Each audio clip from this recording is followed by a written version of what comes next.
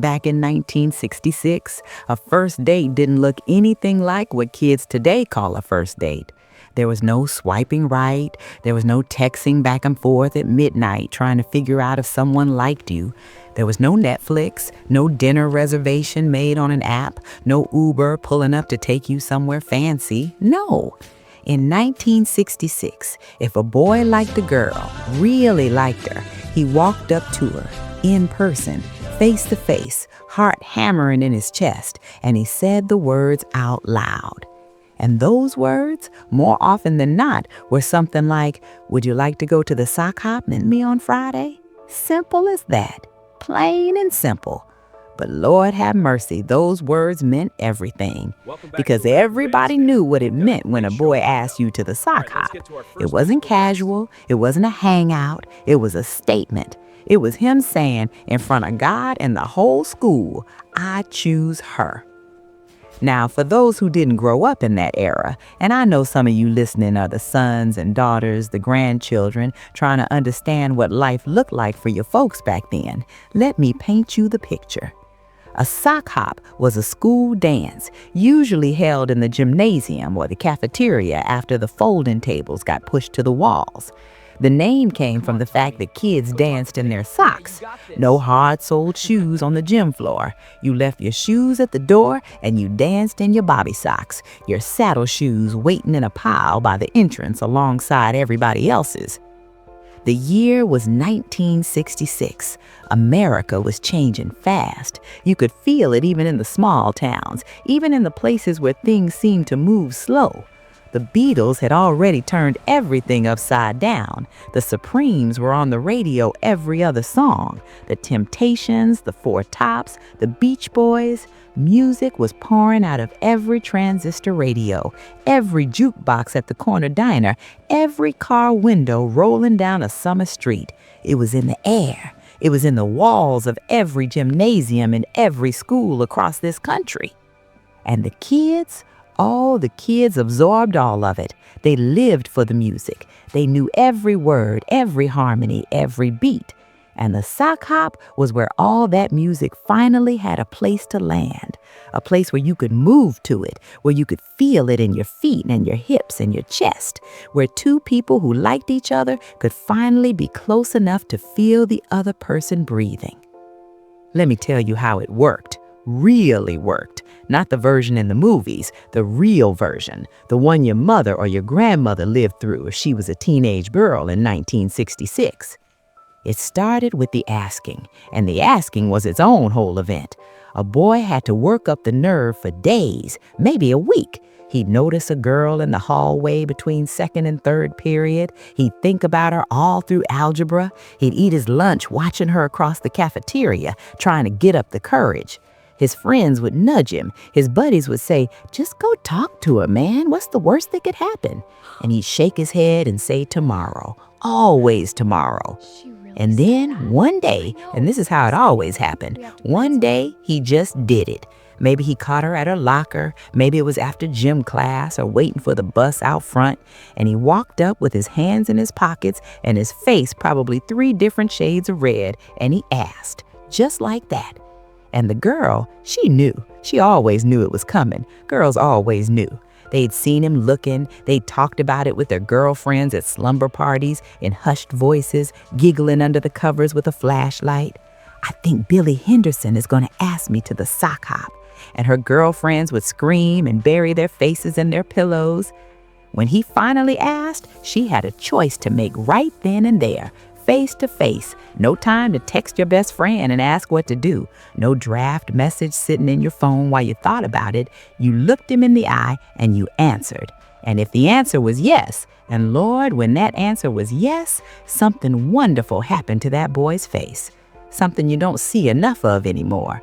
Pure relief and pure joy all mixed together, flooding right across his features like sunshine breaking through clouds. "I'll pick you up at 7. He'd say, and she'd say, "Okay." And that was the whole conversation, but it was everything. Now here's what happened on the other side of that conversation, and this is the part that kids today will never understand. Not really. because the whole world was different for a girl getting ready for her first real date in 1966. She went home that afternoon, walking about 3 inches off the ground. She floated through the front door, and her mother looked up from the kitchen and immediately knew something had happened. Mothers always knew. "What is it?" And the girl, maybe she tried to play it cool for exactly 2 seconds before she broke into a smile that went from one ear to the other. "A boy asked me to the sock hop." And her mother set down whatever she was doing and came around the counter, and they talked, the two of them, in that warm kitchen that smelled like supper starting on the stove. And then came the preparation. Honest to goodness, getting ready for a sock hop in 1966 was an event unto itself. There was the question of what to wear. A circle skirt, probably, full and swirling, something that would fan out beautifully when she spun on the dance floor. Maybe a cotton blouse tucked in at the waist, a little cardigan if the gymnasium got cold, and the bobby socks, of course, clean and bright white, folded down just so at the ankle. She laid everything out on her bed the night before like she was planning something important, because she was. The hair took the longest. No blow dryers with 12 settings. You either rolled it in pin curls the night before, sleeping on those hard little curlers, or you sat under the domed hair dryer that hummed and buzzed like a small engine while you flipped through 17 magazine. The goal was volume, soft and full, maybe with a little flip at the ends, maybe a headband to hold it back. Simple and lovely. The kind of beauty that didn't come from a YouTube tutorial, but from watching your mother, from standing in the bathroom doorway learning how it was done. Her father, when the boy came to the door, that was another whole story. In 1966, the boy came to the door. He did not honk from the driveway. He did not send a message that he was outside. He walked up the front porch steps, he rang the doorbell or he knocked, and he stood there in his good pants and his button-down shirt, maybe even a tie, and he waited. And Dad answered the door. And Dad looked this boy up and down in about 3 seconds and made up his mind about his character, his intentions, and his entire future in one quiet moment. What time will she be home? That was the question. Simple, direct. And the boy knew the right answer. He knew because his own father had told him, or his older brother, or the simple common sense of the era told him. You give a reasonable time, you stick to it, and you treat her right. That was the code. Unwritten, but understood by every boy in America who had any home training at all. The drive to the school, if he had access to his family's car, which wasn't a given, was its own kind of magic. Maybe it was a '63 Impala, maybe a station wagon borrowed from his dad. Maybe they walked because the school wasn't far and the October night was clear and cool and the leaves were turning and the whole neighborhood smelled like wood smoke in autumn. And they walked side by side, not quite holding hands yet, but close enough that their arms brushed occasionally and neither one of them moved away. You could hear the gymnasium before you got there. The music, that unmistakable sound of a real band or a record player turned up loud, bouncing off gymnasium walls and floating out into the night. Maybe it was the Beach Boys' Wouldn't It Be Nice? Maybe it was the Temptations' Ain't Too Proud to Beg. Maybe it was something slow and sweet. Maybe the Righteous Brothers' Unchained Melody, drifting out through those double doors as they swung open and the yellow light from inside spilled out across the parking lot. And they walked in together, and that right there was the moment. Because in 1966, when you walked into a sock hop with a boy, everybody saw it. The whole school saw it. Your girlfriends caught your eye from across the room and their faces did something wonderful. Your best friend pressed her hand over her mouth and grabbed the arm of the girl next to her. And the boy beside you stood just a little taller because he was proud. He was proud to be with you. You left your shoes at the door. That was the first thing. A whole mountain of shoes by the entrance. Saddle shoes, loafers, Oxfords, and you found a spot and you set yours down and you stepped onto that gym floor in your socks. And suddenly the whole thing felt lighter, easier, like you'd left your nerves in your shoes at the door, too. The gymnasium in 1966 was transformed for the occasion. Somebody's parents had come in earlier that day and hung streamers from the basketball hoops. There were paper decorations on the walls, probably in the school colors. A table along one side with punch, that red punch that was somehow always too sweet and always exactly right, and little paper cups, and a plate of cookies or brownies that somebody's mother had baked. A chaperone or two standing along the wall with their arms folded, watching, making sure things stayed reasonable. And the music. Lord, the music! If there was a band, and some schools were lucky enough to have a live band, local boys who'd learned 3 or 4 chords and decided that was enough to play for a school dance, then they were set up at one end of the gymnasium on a little riser, and they played with everything they had. Mostly covers, songs everybody knew, because in 1966, everybody knew the same songs. There was no algorithm separating you into musical bubbles. The whole country, more or less, listened to the same radio stations, watched the same shows, sang the same words. And the dancing. Can you imagine? Real dancing. Not the kind where you stand near someone and move individually in your own space. Real partner dancing. You faced each other. You moved together. For the fast songs, and there were a lot of fast songs, you twisted, you did the mashed potato, you did whatever the latest craze was that you'd learned from watching American Bandstand on Saturday afternoon. Dick Clark standing there with his microphone while the kids from Philadelphia showed America how to move. And for the slow songs, everything changed. When a slow song came on, the gymnasium shifted. You could feel it. The energy changed. Kids who'd been dancing apart suddenly had to make a decision. And if a boy wanted to dance with you for the slow song, if he turned to you and held out his hand, that meant something. That meant something real. You put your hand in his, he put his other hand on your waist, at the waist, not lower, because the chaperones were watching and because that was the right thing and everyone knew it. And you put your hand on his shoulder and you moved together in that slow, careful way, turning in small circles on that gym floor in your socks while the music swelled around you and everyone else in the room sort of disappeared. And you talked. That's the part people forget. You talked while you danced. Face to face, closer than you'd ever been to this person, maybe for the first time in your life. What did you talk about? Everything and nothing. School, a funny thing that happened in third period, whether you liked the Stones or the Beatles better, what you wanted to do after graduation. Simple things, real things. And underneath all the words, something else was happening. You were learning each other.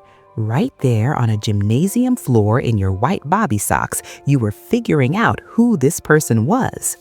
And if the song ended and he didn't let go right away, if he held on just a second longer than necessary, well, that told you everything you needed to know.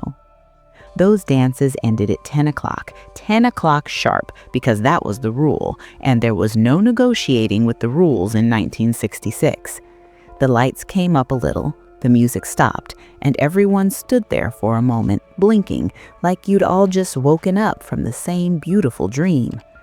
And then came the walk home or the ride home, and this was the other sacred part, because now you weren't two nervous strangers walking to a school dance. You were two people who had danced together, slow danced together, talked close enough to hear each other over the music. Something had been established between you, something quiet and real. He walked her to the door, always to the door, not to the end of the driveway, not to the porch steps, to the door, and they stood there for a moment in that porch light, and the whole evening was right there between them, and nobody quite wanted to be the one to end it. Maybe he said, "I had a really nice time," and she said she did too, and there was a moment, just a beat, where the whole world held its breath. Maybe he kissed her, a quick, gentle kiss, over almost before it started, both of them a little breathless after. Or maybe he didn't. Maybe he just smiled and said goodnight, and she watched him walk back down the path, and she stood at the door until he was out of sight. And then she went inside and she floated up the stairs and she lay on her bed staring at the ceiling with a smile she couldn't get rid of if she tried. And downstairs, her mother, who had stayed up, of course, her mother heard her come in, heard her go up the stairs, and she smiled to herself over her cup of decaf and didn't say a word, because she remembered. She remembered exactly what that felt like. She'd had a night just like it not so many years ago, and she knew her daughter was safe and happy and right where she was supposed to be. Now, I want you to think about what made all of this work, what made it matter so much, because there are young people today who've never experienced anything quite like it, and I think they feel the absence of it, even if they don't know what they're missing. It was the effort, the real, visible, tangible effort. A boy Hello, had to work girls. up courage just to Yes, ask. He had to please. show up at the front door. Thank He you. had to face her Thank you. father. You're He had to welcome. plan the evening and be responsible for it and make sure she got home safely and on time. And a girl had to wait for the asking, had to prepare, had to dress and do her hair and present herself as someone worth being chosen. It was a ritual, a ceremony, and ceremonies matter. And the absence of technology created something we don't talk about enough: presence. When you were at that sock hop, you were there. You weren't somewhere else on your phone. You weren't documenting it for social media or worried about how it would look in a story. You were in your socks on a gym floor in 1966, and you were completely, entirely there. You could hear his breathing. You could feel the warmth of his hand. You could smell his aftershave, probably, Aqua Velva or Old Spice, because that's what his father used, and that's what boys used in 1966. Every detail was vivid because it was all you had. There was nothing competing for your attention. And the stakes were real, not scary, real. If he asked you to the sock hop and you said yes, people knew. If you walked in together, people saw. If he danced the slow dance with you and nobody else, everybody registered that. There was an accountability to it, a social weight. And that weight wasn't a burden, it was meaning. It gave things meaning. A sock hop date in 1966 meant something because it cost something to do it. It cost nerve and effort and showing up and being seen. I'll tell you what else it cost. It cost time, beautiful, unhurried time. You can't rush a sock hop date. You can't swipe through it. You couldn't text during it or check what else was happening somewhere better. You were committed to that evening from the moment you walked in to the moment you walked out. And that commitment, that full surrender of a Friday night to one person and one experience, is something most people today have never given. Not really. The songs on that jukebox, on that record player, on that little band set list, those songs became the soundtrack to those memories. And people who were teenagers in 1966 will tell you to this day that certain songs take them right back. The first few notes of Stand By Me or My Girl, and suddenly they're 17 again. They're in their socks on that gymnasium floor. They can smell the punch in the gymnasium and the October air coming in through the propped open fire door. It's not nostalgia exactly. It's more like a door swings open and the past is right there, alive and full, like it never left. That's what music can do. That's what those evenings built. They built memories so full of sensory detail, so emotionally vivid that they last a lifetime. They last longer than anything you post online. They last longer than any photograph because they happened in person, in the body, with all five senses fully engaged and nothing filtering them. There were girls in 1966 who waited weeks for a boy to ask them, and he never did. And that hurt. That quiet, steady, patient hurt of hoping and waiting and not being chosen, that was real too, and I won't pretend it wasn't. Not every girl got asked. Not every sock hop ended at the door with a boy in a moment and a mother smiling over decaf. Some girls went with their girlfriends and danced with each other and had a perfectly wonderful time. Some girls stood by the punch bowl and watched, and some of them on the walk home cried a little in the dark where nobody could see. Because that was life too. Life in 1966 wasn't a movie. It wasn't all saddle shoes and sock hops and perfect kisses on lit porches. It was real. Kids got their hearts broken then the same as they do now. Girls worried they weren't pretty enough, thin enough, interesting enough. Boys worried they'd be turned down, laughed at, humiliated in front of their friends. The same fears that live inside teenagers today lived inside teenagers in 1966. Some things don't change. But here's what was different. When it hurt, you dealt with it. You went home and you talked to your best friend on the phone, the rotary phone in the kitchen probably, your mother giving you the look when you'd been on it too long. And you said what you felt, and she said what she felt, and you cried a little and laughed a little, and by morning you'd processed it, the way humans were built to process things, through connection with another human being. Not through scrolling, not through disappearing into a screen, through talking, through being heard. And if it did work out, if she said yes and he showed up and they danced and it was wonderful, then Monday came. Monday at school was a whole new landscape because now everybody knew.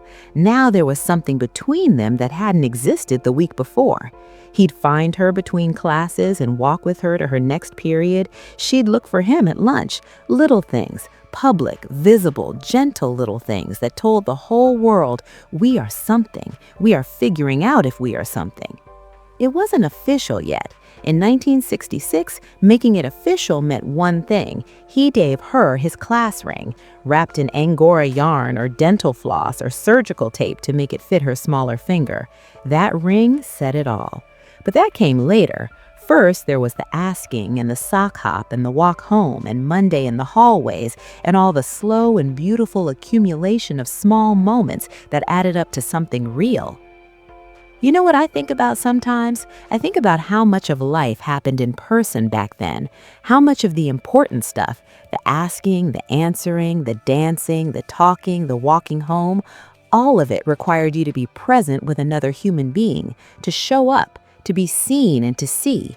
There was no hiding behind a screen. There was no carefully curated version of yourself that you sent out ahead of you.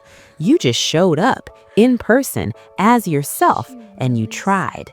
And that trying, that beautiful, terrifying, genuine human trying was the whole point. If you grew up in that era, I know this is hitting you somewhere deep right now. I know you can feel it. The smell of that gymnasium, the specific sound of those songs, the particular nervousness of being 15 or 16 and figuring out for the first time what it felt like to be chosen by someone, to choose someone back. That's yours. That's a part of you that nothing can take away. And if you're listening because your parents or your grandparents lived this, if you're one of the sons and daughters and grandchildren trying to understand what their lives looked like, I want you to know this. What they had was real. It was simple and it was real. And the simplicity wasn't a limitation. The simplicity was the whole point. Life moved slower and people moved closer to each other because of it. They knew their neighbors. They knew the milkman's name. They knew which songs made them cry and which ones made them want to dance. And when a boy asked a girl to the sock hop, when he showed up at her door in his good shirt and his hair combed and his heart in his throat, that was love learning its very first steps, clumsy and earnest and exactly right.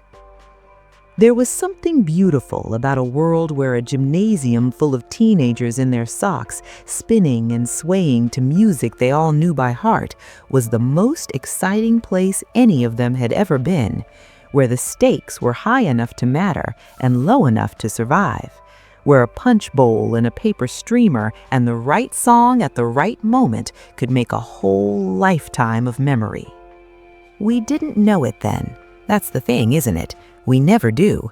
When you're 16 in 1966 and you're standing at the door at the end of the evening and the whole night is behind you and the whole future is ahead, you don't know that you're making a memory that will last the rest of your life. You just know it feels important. You just know that something happened tonight that didn't happen before, and you hold it without even meaning to, without even knowing you're doing it. You hold it so well that 60 years later, all someone has to do is play the first few bars of the right song and you're back. You're back in your socks. You're back on the gymnasium floor. And somewhere across the room, a boy is looking at you and he's about to ask you to dance. Hold on to that. Whatever version of it belongs to you, whether you lived it or you heard it from someone who did, hold on to it. These memories are the connective tissue of who we are as a people. They remind us that before all the noise and the speed and the technology, there were just people. People who got nervous and got brave and showed up for each other. People who danced in their socks and walked home in the dark and stood at lit porches and felt the world hold its breath. That's America right there. That's the America that your parents and grandparents built their whole lives inside of. And even if the world looks nothing like that anymore, even if the gymnasium and the sock hop and the class ring and the rotary phone are gone, that spirit isn't gone. The spirit of showing up, of being brave enough to ask, of being present with another person without anything in between, that's still in us. It's still possible. It just looks different now. And maybe, just maybe, if we remember it clearly enough, we can bring a little of it back. Not the saddle shoes, not the rotary phone, but the presence, the courage, the willingness to walk up to someone and say the words out loud and mean them, the willingness to be seen. Well, I hope this story found you in a good place tonight. I hope it brought something back, a memory, a face, a feeling you hadn't thought about in a while. Maybe it was your own story. Maybe it was your mother's or your grandmother's, or something you heard once at the kitchen table when the grown-ups thought you weren't listening. Wherever it found you, Hello, I hope it felt like coming home for a minute. Yes, please. These are the stories that hold us Thank together you. across time. Thank you. The ones that You're remind us welcome. that the people who came before us were young once, and nervous once, and hopeful once, just like we were. They had first dates and broken hearts, and songs that made them feel everything at once. They had Friday nights that felt like they contained the whole world. If this story moved you, if it brought something real, go ahead and hit that like button. It helps more people find these stories, and these stories deserve to be found. Tell me down in the comments, did you ever go to a sock hop? Did your parents tell you about theirs? Do you have a first date story from back in the day that you've never quite forgotten? I read every single one of those comments, and they are my favorite part of making these videos. Every story you share adds to something bigger. Share this video with someone who needs a little nostalgia today. Share it with your mom, your dad, your grandma who you think might smile at this. Share it with someone who needs to be reminded that there was a time when things were simpler and people were brave in small, beautiful ways. And subscribe so you never miss a story. We have so many more of them to tell together. Take care of yourselves, folks. Be kind to each other out there, and we'll see you in the next story.